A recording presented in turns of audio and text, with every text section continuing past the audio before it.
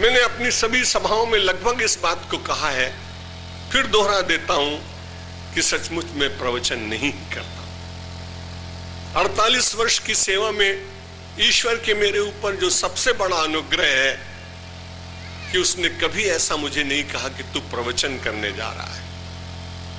मुझे कभी ऐसा लगा नहीं कि मैं भाषण करने जा रहा हूं। कभी ऐसा मन में विचार नहीं आया कि मैं उपदेश करूंगा। तब मेरे एक मित्र ने पूछा, प्रवचन नहीं करते तो रोज तो प्रवचन छपते तो हैं। मैंने कहा, अब मैं उसके लिए क्या कर सकता हूं। बोला, आप भाषण करते हैं, ये भी लोग कहते हैं। मैंने कहा, मेरा कोई दोष नहीं इसमें। आप उपदेश करते हैं अपने 2-4 मित्रों में बैठकर। मैंने कहा, इसमें भी मेरा कोई दोष नहीं। तो बोला, महाराज ये सब करने के बाद करते क्या हो बताओ? जब सबका निषेध ही कर दिया तो क्यों घूम रहे हो, पागल हो क्या? उसने कहा, हाँ। मैंने कहा कि हाँ, इस देश में कुछ लोगों को पागल बनना पड़ता है। अपने उद्देश्य की प्राप्ति करने के लिए जब व्यक्ति उस उद्देश्य के साथ तादात्म्य स्थापित कर लेता है तो उसको दुनिया नहीं दिखती, उसको केवल दीनानाथ दिखाई पड़ते हैं, परमात्मा दिखाई पड़ता है। इसलिए मैं प्रवचन नहीं करता हूं।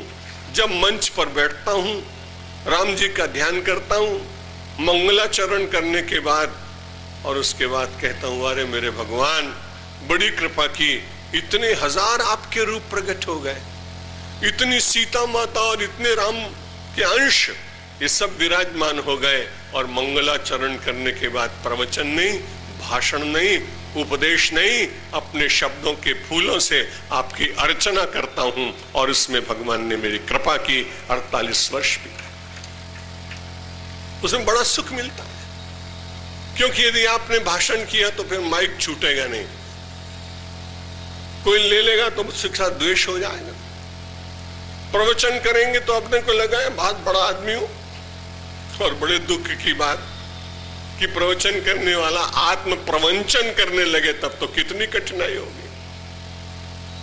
उपदेश करने वाला केवल अपने थोड़े से लोगों को ही अपना माने और बाकी के संसार में सर्वम खलविदम ब्रह्म कहने के बाद भी थोड़े से लोगों को ही अपना माने, तो ये कितनी उसकी पराजय है।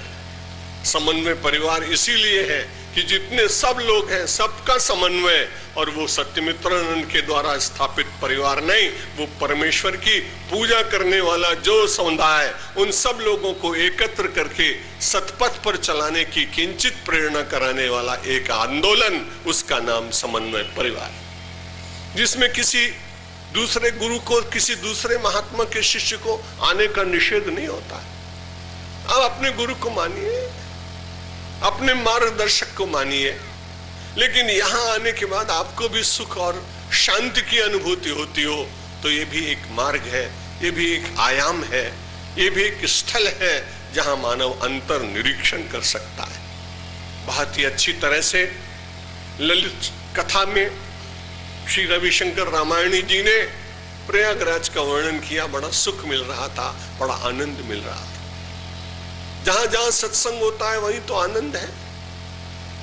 इसलिए देवर्षि नारद ने कहा सत्संग करो, तो ये बड़ी अच्छी बात, लेकिन एक बहुत बड़ा संदेश दिया, दुस्संगः सर्वथैव त्याज्य। नारद भक्ति सूत्र का एक सूत्र है, वहां सर्वथैव शब्द का है। सत्संग कर सको तो बड़ी अच्छी बात, ना कर सको तो देवर्षि नारद ने कहा एक बात का ध्यान रखना, दुस्संगः सर्वथैव त्याज्य। भली प्रकार से दुस्संग का परित्याग करना, और जब दुस्संग का परित्याग करेंगे तो अपने आप सत्संग करने की इच्छा होगी।